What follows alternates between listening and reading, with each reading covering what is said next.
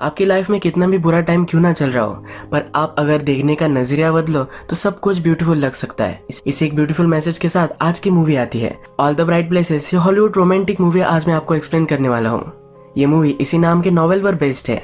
इस मूवी को बहुत ही ब्यूटीफुली शॉट किया गया है। इस मूवी की म्यूजिक डायलॉग्स बहुत ही बेस्ट है। तो चलिए इस ब्यूटीफुल मूवी को एक्सप्लेन करना स्टार्ट करते हैं। मूवी स्टार्ट होती है और हमें हमारा मेन कैरेक्टर थियोडोर दिखता है। थियो को जॉगिंग करना अच्छा लगता है, पर आज वो एक अलग ही चीज देखता है। हमारी और एक मेन कैरेक्टर हमें दिखती है जिसका नाम होता है वायलेट। वायलेट ब्रिज पर खड़ी हुई है और अब वो सुसाइड कर सकती है। थियो ये देखता है और वहां से भागते भागते उसके पास आ जाता है। ये उसे दूर से देख नहीं पा रहा था। ये उसके पास आता है और कहता है कि तुम कर क्या रही हो। जब वायलेट मुड़ती है तब थियो उसे पहचानता है। ये दोनों एक ही स्कूल में पढ़ते हैं। वायलेट उसे कहती है कि प्लीज यहाँ से चले जाओ। थियो इसे छोड़कर नहीं जा सकता। कहता है कि ये सही नहीं होगा। अब थियो भी इस ब्रिज पर चढ़ जाता है। वायलेट कहती है कि कर क्या रहे हो, और ये इस ब्रिज पर खेलने लग जाता है। वायलेट को डर लगता है और फिर ये दोनों नीचे आ जाते हैं। नेक्स्ट डे एक दूसरे से फिर से स्कूल में मिलते हैं, पर इन दोनों में ऑकवर्ड साइलेंसेस है। इसके बाद हम देखते हैं कि थियोडोर अपने काउंसिलर के पास आया हुआ है। थियोडोर ने प्रीवियस में किसी से झगड़ा किया था, इसी वजह से उसे काउंसिलर के पास आना पड़ता है। ये काउंसिलर उसके लाइफ के बारे में उससे पूछता है, पर थियोडोर इसे सीरियसली नहीं लेता। उसे नहीं लगता कि ये काउंसिलर उसे किसी भी तरीके से हेल्प कर सकता है। इसके बाद हमें लंच ब्रेक दिखाया जाता है। लंच ब्रेक में वायलेट को उसे मिलने के लिए एक उसका फ्रेंड आता है। ये उसका एक्स बॉयफ्रेंड था। इसके साइंस हमें मूवी में दिखाए गए हैं। वायलेट इसे बात नहीं करना चाहती। थियोडोर भी इसी लंच रूम में होता है। यहाँ पर अपने फ्रेंड से वायलेट के बारे में पूछता है। हमें पता चलता है कि वायलेट की सिस्टर मर गई थी। उसे बहुत ही दुख हो रहा था, इसी वजह से वो ब्रिज पर थी। थियो के फ्रेंड उससे पूछते हैं कि तुम उसमें क्यों इंटरेस्टेड हो। थियो किसी में भी इंटरेस्टेड है, ये बहुत ही अजीब उन्हें लगता है।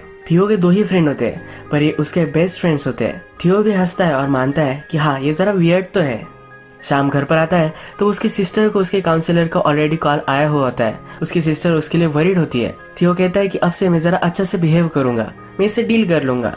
पर सिस्टर उस पर बिलीव नहीं करती। कहती है कि मुझे पता है कि तुम किस तरह से चीजों से डील करते हो। उसकी सिस्टर उसे कहती है कि फ्रिज में तुम्हारे लिए एक्चुअल खाना मैंने बनाया है, ऐसा भी कुछ भी मत खा लेना, और वो अपने जॉब के लिए चली जाती है। थियोडोर की सिस्टर ही उसका सब कुछ ख्याल रखती है। थियो की मदर ज्यादातर बाहर ही रहती है। ये दोनों ब्रदर सिस्टर एक दूसरे से बहुत प्यार करते हैं। थियो के लिए उसकी सिस्टर एक मदर की तरह ही है। रात में वायलेट पेरेंट्स के साथ डिनर कर रही होती है, तभी उसके फादर उससे पूछते हैं कि आज का दिन तुम्हारा कैसा था। हमारे लिए भी यह बहुत ही डिफिकल्ट था। एक्चुअल में यह वही दिन है जब वायलेट की सिस्टर मरी थी। उस इंसिडेंट को 1 साल अब हो चुका है। वायलेट आज बहुत ही अपसेट थी। मदर भी सबको चीयर करने के लिए जिस तरह से हमेशा से केक बनाती थी वैसा फिर से केक बनाती है, पर वायलेट को अभी एक खाना नहीं होता। वो अपसेट होकर वहां से चली जाती है। रात में थियो वायलेट के बारे में इंटरनेट पर सर्च करता है। वायलेट और उसकी सिस्टर की एक वेबसाइट थी जहाँ पर उनके बहुत सारे फोटोज होते हैं, ये वो देखता है। वायलेट को राइटिंग भी अच्छी लगती है जो उसने अपने ब्लॉग पर लिखी होती है। रात में थियोडोर वायलेट की सिस्टर के मेमोरियल प्लेस पर भी जाकर आता है। अब नेक्स्ट दिन आता है, क्लास चल रही होती है तो वायलेट आती है और उससे एक कुर्सी गिर जाती है। सब लोग उस पर हंसने लग जाते हैं। थियो भी अपनी कुर्सी लेता है और फेंक देता है और सब लोग हंसना बंद कर देते हैं। थियो को सब लोग फ्री की समझते हैं। थियो ने अभी जो किया ये देखकर वायलेट उसकी तरफ देखती है और हंसती है। ये जो क्लास चल रहा है ये ज्योग्राफी का है। इसमें इन सब को असाइनमेंट दिया जाता है। वो जिस जगह पर रह रहे हैं उसके आसपास के सब वंडर्स उन्हें देख कर आने हैं। इनमें से 2 वंडर्स के बारे में इन्हें लिखना है। ये उनका स्कूल प्रोजेक्ट है। इसमें वो पार्टनर भी चूज करते हैं। थियो को यह आइडिया अच्छा लगता है और वायलेट का वो पार्टनर बनना चाहता है। वो वायलेट के पास जाता है और कहता है क्या तुम परफेक्ट डे पर बिलीव करती हो। वायलेट को एक परफेक्ट डे देना चाहता है, पर वायलेट कहती है कि मुझसे सवाल पूछना जरा गलत है। रात में वायलेट अपनी मदर से बात करती है, उसे प्रोजेक्ट नहीं करना। कहती है कि मैंने टीचर को समझाने की कोशिश की, पर उन्होंने कहा कि कब तक तुम घर में ही बैठी रहोगी, तुम्हें जरा बाहर निकलना चाहिए। मदर कहती है कि उन्होंने सही कहा है, तुम्हें ये करना चाहिए। आज रात पार्टी होने वाली है। वायलेट की फ्रेंड ने उसे इनवाइट किया था तो इस पार्टी में चली जाती है। इस पार्टी में वायलेट को फिर से उसका एक्स बॉयफ्रेंड मिलता है। वो उससे कहता है कि चलो कहीं बाहर चलते हैं। वायलेट कहती है कि मुझे जल्द घर जाना है। ये कहता है कि कब तक तुम उस एक्सीडेंट को लेकर अपसेट रहोगी, तुम्हें मूव ऑन कर लेना चाहिए। ये उसे प्रैक्टिकली पुश ही कर रहा होता है। वायलेट उस पर नाराज हो जाती है और चली जाती है। थोड़ी देर में वायलेट को इंस्टाग्राम की एक नोटिफिकेशन आती है। थियो ने उसकी गाना गाते हुए एक वीडियो बनाई होती है और उसमें वो वायलेट को टैग करता है। इस गाने के पहले उसे कहता है कि मुझे कॉल करो, मुझे तुमसे बात करनी है। और ये गाना होता है कि मैं उसे ब्रिज पर मिला, वो सुसाइड करने वाली थी। ये बहुत ही फनी गाना वो बनाता है और उसे बात करने के लिए कहता है। वायलेट गुस्सा हो जाती है और उस पोस्ट को डिलीट करने के लिए थियो को कहती है। थियो डिलीट कर देता है और कहता है कि मुझे तुमसे बात करनी है। मुझे लगता है कि हम फिर से उस हॉरिबल टाइम से नहीं गुजर सकते। वायलेट कहती है कि ये क्या कह रहे हो, थियोडोर कहता है कि एक बुक का कोट है। पूछता है क्या मैं तुमसे अब मिल सकता हूँ। ये दोनों फिर वॉक पर चलते हैं। थियो फिर वायलेट से कहता है कि मैंने तुम्हारी वेबसाइट देखी, वो बहुत ही ब्यूटीफुल थी। थियो कहता है कि मुझे पता है कि ब्रिज पर एक्सीडेंट हुआ था। वायलेट कहती है कि तुम्हें वरी करने की कोई भी जरूरत नहीं है, मैं अब सुसाइडल नहीं हूँ। थियो हंसता है और कहता है कि मैंने तुम्हारी जान बचाई है। वायलेट कहती है कि ऐसा कुछ भी नहीं है, पर थियो कहता है कि हाँ ऐसा ही है। वायलेट फिर उससे पूछती है कि तुम मुझसे चाहते क्या हो। थियो कहता है कि तुम्हारे साथ मैं प्रोजेक्ट करना चाहता हूँ। वायलेट कहती है कि मुझे इसमें इंटरेस्ट नहीं है। थियो कहता है कि बाहर जाना, लोगों से मिलना तुम्हारे लिए अच्छा हो सकता है। वायलेट बोलती है कि मुझे लोगों से मिलना अच्छा नहीं लग रहा, लोग बहुत ही घटिया होते हैं। थियो कहता है कि सच कह रही हो, पर कुछ लोग सचमुच में तुम्हारा अच्छा भी चाह सकते हैं। यानी कि खुद के बारे में वो कहता है। थियो फिर कहता है कि हमें जाना चाहिए, छोटी छोटी चीजें भी बहुत बड़ा कुछ हमें दे जा सकती है, हमारे लिए एक बड़ा सिग्निफिकेंस क्रिएट कर सकती है। शायद तुम्हें वहां जाकर वो पसंद भी आ जाए। वायलेट कहती कि मुझे पता है कि मुझे वो पसंद नहीं आएगा। वायलेट को डिप्रेस देखकर थियो कहता है कि तुम्हारे लिए मेरे पास एक और बुक का कोट है। इस कोट में होता है कि तुम में 1000 कैपेसिटीज है। थियो वायलेट से कहता है कि अगर तुम्हें लगता भी नहीं कि तुम्हें 1000 पॉसिबिलिटीज है, पर ये सच है। तुम्हें नहीं लगता कि तुम कुछ एंजॉय कर पाओगे, पर फिर भी बहुत सारी चीजें हैं कि तुमने एक्सपीरियंस नहीं की है।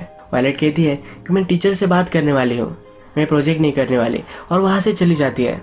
नेक्स्ट डे हम स्कूल में देखते हैं कि वायलेट टीचर से बात करती है, पर टीचर सब चीज के लिए मना कर देते हैं। स्कूल से वापस आते वक्त थियो से वो फिर से मिलती है। थियो फिर से उसे इंसिस्ट करता है। अब वायलेट मान जाती है, कहती कि ठीक है, पर मैं गाड़ी में नहीं बैठने वाली। उसकी सिस्टर की डेथ कार एक्सीडेंट में हुई थी, इसलिए बहुत ही डरती है।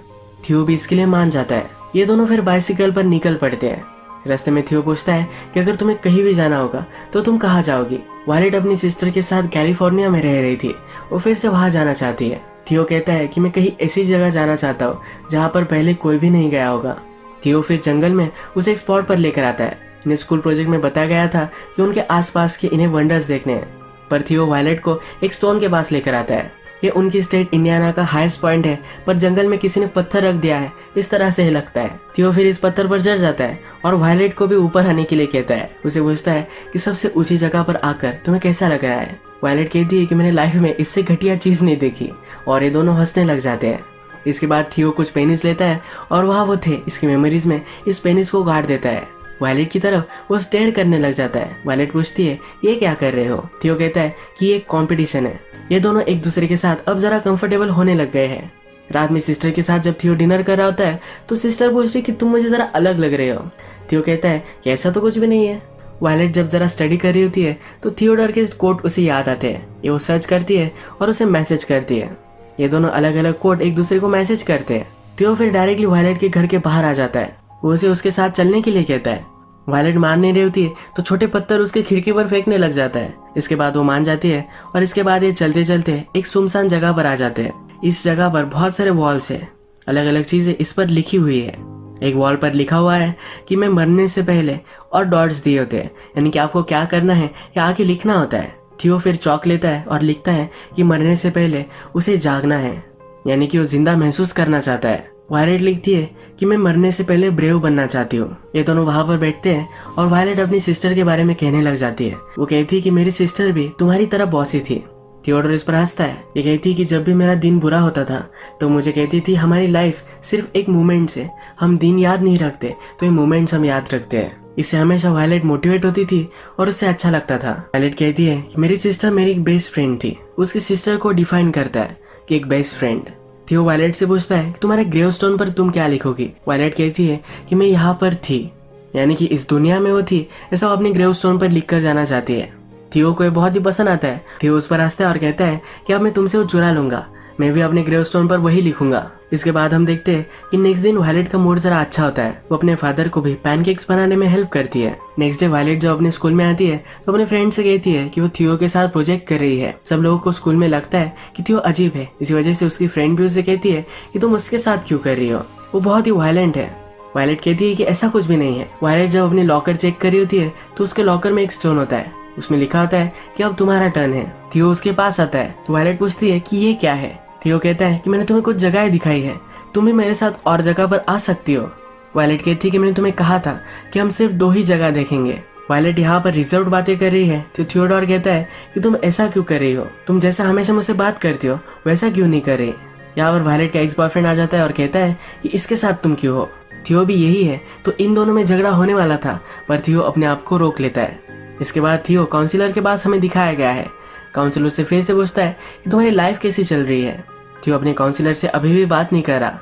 काउंसिलर थियो को अपसेट देखकर कहता है कि ग्रुप है जहाँ पर तुम जा सकते हो, वहाँ पर तुम कुछ भी बोलो तो सब चीजें प्राइवेट रहेगी। इसके बाद हम देखते हैं कि थियो रात में वायलेट के घर के बाहर आता है, वहीं पर वो सो जाता है। सुबह वायलेट के फादर देखते हैं तो उन्हें बहुत ही अजीब लगता है। वायलेट बाहर निकलती है और थियो से पूछती है कि तुम ये कर क्या रहे हो। थियो कहता है कि मैंने एक अमेजिंग जगह ढूंढी है जहाँ पर हम जा सकते हैं, वो बहुत ही दूर है, तो वायलेट को कार में आना पड़ेगा। वायलेट इसके लिए स्ट्रिक्टली मना कर देती है। थियो कहते हैं कि मैं बहुत ही स्लो गाड़ी चलाऊंगा, मैं अच्छा ड्राइवर भी हूँ, तुम्हें कभी भी प्रॉब्लम नहीं होगा। पर अभी भी वायलेट उससे मान नहीं रही। उसे कहता है कि कभी ना कभी तुम्हारे फियर को तुम्हें कॉन्कर करना ही पड़ेगा। वो अपनी गाड़ी की चाबी फेंक देता है और कहता है कि सिर्फ तुम गाड़ी में आकर बैठ जाओ, मैं तुम्हें फोर्स नहीं करने वाला। वायलेट के मदर फादर बाहर आते हैं और पूछते हैं कि क्या हो रहा है। थियो उनके पास जाता है, अपने आप को इंट्रोड्यूस करवाता है। थियो उनसे कहता है कि हम स्कूल प्रोजेक्ट कर रहे हैं, हमें जरा बाहर जाना पड़ेगा। उन्हें सब कुछ समझाता है तो वायलेट के पेरेंट्स भी इसके लिए मान जाते हैं। वायलेट घर में चली जाती है, पर थोड़ी देर में बाहर आकर उसके साथ जाने के लिए रेडी हो जाती है। यहाँ हमें दिखता है कि थियो अब अपनी कीज ढूंढ रहा है। फ्लो में उसने फेंक तो दी थी पर उसे मिल नहीं रही। थोड़ी देर में इसे मिल जाती है और अब अपनी जर्नी पर ये निकल पड़ते हैं। गाड़ी में बैठकर वायलेट बहुत ही डर रही होती है, पर वो गाना लगाती है। थियो की गाने की चॉइस बहुत ही अजीबोगरीब है, इस पर वो हंसने लग जाती है। जरा आप कंफर्टेबल महसूस करती है। आगे गाड़ी में चलते हैं तो वायलेट को फिर से उसकी सिस्टर की याद आती है। वो कहती है कि जो भी हुआ था ये बहुत ही सडन हुआ था, मुझे डायरेक्टली हॉस्पिटल में ही पता चला कि मेरी सिस्टर गुजर चुकी है। थियो भी वायलेट को सहारा देता है। थियो फिर उसे उस जगह पर लेकर आता है। ये एक छोटा सा रोलर कोस्टर होता है। ये देखकर वायलेट उस पर बहुत ही हंसती है। इसके बाद ये दोनों इस रोलर कोस्टर पर बैठते हैं और बहुत मजे करते हैं। वहाँ से वापस आते वक्त रेडियो पर गाने चलाते हैं और उसके बोल गाते हैं। थियो वायलेट को एक नोटबुक देता है। वो कहता है कि जहाँ पर भी हम गए थे उसके बारे में अब तुम्हें लिखना है। वायलेट को लिखना अच्छा लगता था, पर उसकी सिस्टर के जाने के बाद वो कुछ भी लिख नहीं रही थी, तो अब उसे वो कह रहा है कि तुम्हें कुछ लिखना है क्योंकि तुम राइटर हो। वायलेट हंसते हुए कहती है कि तुम बहुत ही पुशी हो। थियो अपनी तारीफ में कहता है कि मैं बोल्ड हूँ, एक्साइटिंग हूँ, सेक्सी हूँ। इस पर ये दोनों बहुत हंसते हैं। इसके बाद थियो कहता है तुम्हें पता है कि मैं तुम्हें क्यों इतना लाइक करता हूँ, तुम में सब कलर्स मुझे दिखते हैं और वो भी फुल ब्राइटनेस में। यहाँ पर शाम हो चुकी है, जिस रास्ते से जा रहे हैं उसके आसपास बहुत ही ब्यूटीफुल खेत होते हैं। थियो गाड़ी रोक लेता है, वायलेट के पास आता है और ये दोनों एक दूसरे को किस करते हैं। इसके बाद ये दोनों कपल बन जाते हैं, अलग अलग जगह पर जाते हैं, बहुत एंजॉय करते हैं। इनका रूटीन सही से चल रहा होता है। एक दिन हम देखते हैं कि थियो और वायलेट अपने फ्रेंड्स के साथ है। थियो अचानक से किसी ख्याल में डूब जाता है। इसके बाद वो 1-2 दिनों के लिए गायब हो जाता है। थियो के फ्रेंड से वायलेट पूछती है कि इसने ऐसा क्यों किया है, वो मेरे टेक्स्ट मैसेजेस वगैरह भी रिप्लाई नहीं कर रहा। कि फ्रेंड कहते हैं कि कभी कभी थियो ऐसा करता है, उसे कुछ स्पेस चाहिए होता है, इसीलिए 1-2 दिनों के लिए वो गायब हो जाता है, पर हमेशा वो वापस आता है। तुम्हें वरी करने की कोई भी जरूरत नहीं है। 2 दिनों बाद अचानक से वायलेट के घर पर थियो उसके पेरेंट्स से बात करने लग जाता है। वायलेट उस पर बहुत ही नाराज है, पर थियो उसे डायरेक्टली बाहर लेकर आता है। उसे कहता है कि मुझे तुम्हें कुछ दिखाना है। वायलेट को मनाने के लिए उसने बहुत सारे फ्लावर्स लाए हुए होते हैं। वायलेट भी देखती है, स्माइल करती है और वो अब थियो के साथ जाने के लिए मान जाती है। थियो उसे एक ब्यूटीफुल लेक के पास लेकर आता है। थियो वायलेट से कहता है कि लोग समझते हैं कि अगर इस लेक में कोई नीचे तक गया तो अलग वर्ल्ड में पहुंच सकता है। थियो अपने कपड़े निकालता है और स्विमिंग करने के लिए जाना चाहता है। वायलेट को कहता है कि तुम्हें भी आना चाहिए। थियो कहता है कि तुम डर क्यों रही हो। वायलेट कहती है कि मरने से मैं डर रही हूँ। थियो कहता है कि मुझे पता है कि ये सच नहीं है।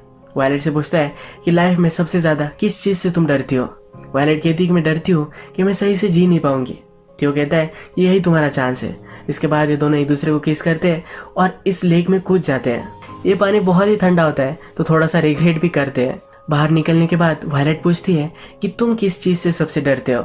थियो कहता है कि मेरी सिस्टर को लूज करने से मैं बहुत डरता हूँ, क्योंकि उसकी लाइफ में उसकी सिस्टर बहुत ही इंपॉर्टेंट है। थियो फिर से लेक के बॉटल में देखना चाहता है तो कूद जाता है। थोड़ी देर तक वो बाहर नहीं निकलता तो वायलेट बहुत ही डर जाती है। वो भी कूद जाती है, उसे ढूंढने की बहुत कोशिश करती है पर ढूंढ नहीं पाती। वो ऊपर आती है तो थोड़ी देर में अचानक से थियो भी बाहर आ जाता है। तो उस पर बहुत ही अपसेट हो जाती है, उसे मारने लग जाती है। वो कहती है कभी भी ऐसा मत करना, क्यों तुम इस तरह से गायब होते रहते हो। वो बहुत ही गुस्से में है। वो कहती है कि तुम्हारे बारे में मुझे कुछ ना कुछ तो रियल चीज बताओ, वरना हमारा जो है ये सब कुछ खत्म हो जाएगा। थियो के बॉडी पर एक बड़ा सा स्कार है। इस बारे में वो कहता है कि मेरे फादर बहुत ही वायलेंट थे और मैं बहुत ही छोटा था। एक दिन उसके फादर वायलेंट हो चुके थे और थियो उनके सामने आ गया था, इसी वजह से उसे इंजरी हुई थी। थियो फिर कहता है कि कभी कभी मुझे कुछ स्पेस चाहिए होता है, मैं मेरे थॉट्स को सही से कर नहीं पाता। वो 1-2 दिनों के लिए अकेले सोचने के लिए चला जाता है। वायलेट भी उसे समझ लेती है। रात में वो पुराने रेलवे स्टेशन पर आते हैं। थियो ने वायलेट के लिए पहली बार जो सॉन्ग लिखा था ब्रिज का, तो फिर से वो गाने लग जाते हैं। ये दोनों एक दूसरे के पास आ जाते हैं और इंटीमेट हो जाते हैं। इन्हें घर वापस जाना था पर रात भर यही सो गए होते हैं। सुबह होने पर जल्दी से घर पहुंचते हैं। वायलेट की मदर एंड फादर बहुत ही अपसेट है। वायलेट अंदर जाती है और थियो ने समझाता है कि ये सब मेरी गलती थी, ये मेरी वजह से हुआ था। वायलेट को प्लीज कुछ भी मत बोलना। थियो घर पर आता है और वायलेट के पेरेंट्स उस पर अपसेट होंगे, इसी वजह से वो बहुत ही अपसेट हो जाता है। सब चीजें वो फेंकने लगता है। नेक्स्ट डे स्कूल में हम देखते हैं कि वायलेट का एक्स बॉयफ्रेंड फिर से उसे बात कर रहा होता है। यहाँ पर थियो आता है तो एक्स बॉयफ्रेंड कहता है इस फ्रीक के साथ तुम क्यों रहना चाहती हो। थियो पहले ही अपसेट था, उसे उसने फ्रीक बुलाया है। इस पर इन दोनों का झगड़ा हो जाता है। थियो अपना गुस्सा कंट्रोल नहीं कर पाता। वायलेट बहुत ही चिल्लाती है, तब उसे वो जाने देता है। थियो डायरेक्टली स्कूल छोड़कर घर आ जाता है। नेक्स्ट सीन में हम देखते हैं कि थियो का फ्रेंड और वायलेट एक दूसरे से बात कर रहे हैं। थियो का फ्रेंड थियो को रोकने की कोशिश कर रहा था तो इसे भी थोड़ा सा लग गया था। थियो का फ्रेंड वायलेट से कहता है कि अगर तुम थियो के साथ रहना चाहती हो तो ये सब चीजें तुम्हें इग्नोर करनी पड़ेगी। वो दिल का बहुत ही अच्छा लड़का है, उसके साथ रहना बहुत ही डिफिकल्ट है। वायलेट पूछती है कि फिर तुम क्यों उसके फ्रेंड हो। थियो का फ्रेंड कहता है कि बचपन से हम एक दूसरे के बेस्ट फ्रेंड्स हैं और मैं उसे एज अ फ्रेंड बहुत प्यार करता हूँ। थियो अपने कॉल नहीं उठा रहा, टेक्स्ट मैसेज की भी रिप्लाई नहीं कर रहा। वायलेट डिस्टर्ब होती है और उसके घर पर आ जाती है। थियो की सिस्टर से वो बात करती है, जो भी हुआ था ये सिस्टर को बताती है। सिस्टर भी वरी करने लग जाती है। इसके बाद हम देखते हैं कि थियो सपोर्ट ग्रुप में आया है। उसके काउंसिलर ने उसे कहा था ये वही सपोर्ट ग्रुप है। थोड़ी देर में इसी सपोर्ट ग्रुप में वायलेट की फ्रेंड भी उसे दिखती है। वायलेट की फ्रेंड को भी सुसाइडल थॉट्स आते थे, इसी वजह से इस ग्रुप को उसने ज्वाइन किया है। वो अपनी स्टोरी सबको सुनाती है। थियो को भी कहा जाता है। थियो अपनी प्रॉब्लम में कहता है कि वो कभी कभी बहुत ही गुस्से में आ जाता है। वो फिर क्या करता है उसे समझ में नहीं आता। इसके बाद थियो उसकी सिस्टर जहाँ काम करती है वह उससे मिलने के लिए आता है। थियो उसकी सिस्टर से पूछता है कि हमारे फादर क्या कभी ठीक थे, वो बहुत ही वायलेंट थे, इन्हें बहुत मारते थे, यही उनकी मेमोरी इनके माइंड में है। सिस्टर बड़ी है तो थियो पूछ रहा होता है कि क्या कभी उनकी हैप्पी मेमोरीज हमारे पास है।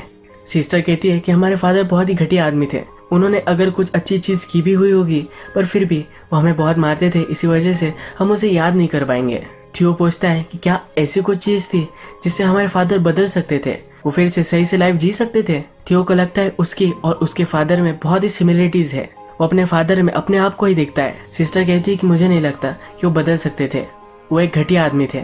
थियोडोर बिलीव करने लग जाता है कि वो भी कभी बदल नहीं पाएगा। वो घर पर आता है और वह वायलेट है। थियो अपसेट था, इसी वजह से उसने अपनी रूम सब तबाह कर दी थी। इसके बारे में वायलेट उससे पूछती है। थियो कहता है कभी कभी मुझे बहुत ही ख्याल आते रहते हैं, इन्हें मैं कंट्रोल करने की कोशिश करता हूँ पर ये कंट्रोल नहीं हो रहे। थियो को अब लगता है कि वायलेट का उसके साथ रहना सही नहीं है। उस पर चिल्लाता है और निकल जाने के लिए कहता है। 1-2 दिन गुजर जाते हैं और थियो फिर से गायब हो चुका है। वायलेट थियो को वॉइस मैसेज छोड़ती है और कहती है कि मैं बहुत ही सॉरी हूँ, मुझे ऐसा रिएक्ट नहीं करना चाहिए था।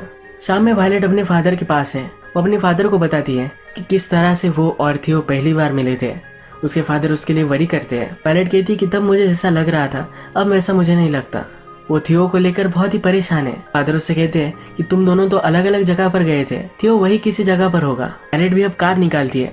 वो सिर्फ कार में बैठने से भी डरती थी पर अब खुद ड्राइव करती है और अलग अलग जगह पर जाकर देखती है। जब वो लेक के पास आती है तो थियो की गाड़ी वहाँ होती है। आगे चलकर थियो के कपड़े वगैरह उसे मिलते हैं। थियो ने यहाँ से कूद कर सुसाइड कर ली है। वायलेट बहुत रोती है। जिस जगह पर भी ये जाते थे सब जगह हमें सुनसान दिखाई जाती है। थियो का मेमोरियल भी होता है। वायलेट अपनी मदर से कहती है कि मैं थियो को बहुत ही मिस करती हूँ। उसके मदर फादर उसे सहारा देते हैं। वायलेट से मिलने के लिए उसकी फ्रेंड भी आती है। उसकी फ्रेंड सुसाइडल थी, जिस चीजों से वो गुजर रही थी इन सब चीजों के बारे में वायलेट को कहती है। वायलेट कहती है कि मुझे पता ही नहीं था कि तुम इस सब से गुजर रही हो। फ्रेंड कहती है कि मैं हमेशा मेरी फीलिंग्स छुपा कर रखती थी। ये सीन रिप्रेजेंट करता है किस तरह से लोग हमसे चीजें छुपा कर रखते हैं। किसी के लाइफ में क्या चल रहा है हमें कभी पता नहीं होता। रात में वायलेट थियो का मैप देखती है। इस मैप के बारे में थियो ने कहा था कि एक दिन मैं तुम्हें एक अलग सी जगह पर लेकर जाना चाहता हूँ। इस जगह को थियो ने मार्क किया था। वायलेट डिसाइड करती है और निकल पड़ती है। ये जगह एक बड़े से मेमोरियल के लिए बनवाई हुई होती है। यहाँ पर वायलेट पढ़ती है कि ये जगह उन लोगों के लिए डेडिकेटेड है जो कार एक्सीडेंट में मर गए थे। यहाँ पर एक बुक होती है जिसमें वो एंट्रीज पढ़ती है। इस एंट्रीज में थियो ने लिखा होता है कि मैं यहाँ था, यानी कि इस वर्ल्ड में वो था।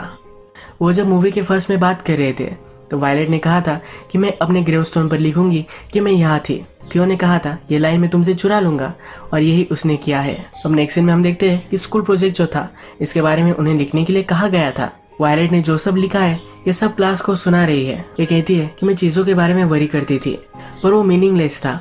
मुझे लगता था कि इस लाइफ को जीने की मैं डिजर्विंग नहीं हूँ, पर फिर थियो मुझे मिला। उसने मुझे सिखाया कि मुझे वरीड होना चाहिए कि मेरे लाइफ में जी नहीं पाऊंगी। उससे मिलने के बाद मैंने रियलाइज किया कि मैं गलत चीजों को लेकर वरीड थी। थियो ने मुझे सही से जीना कैसे है ये सिखाया। उसने मुझे अलग अलग जगह पर जाना सिखाया।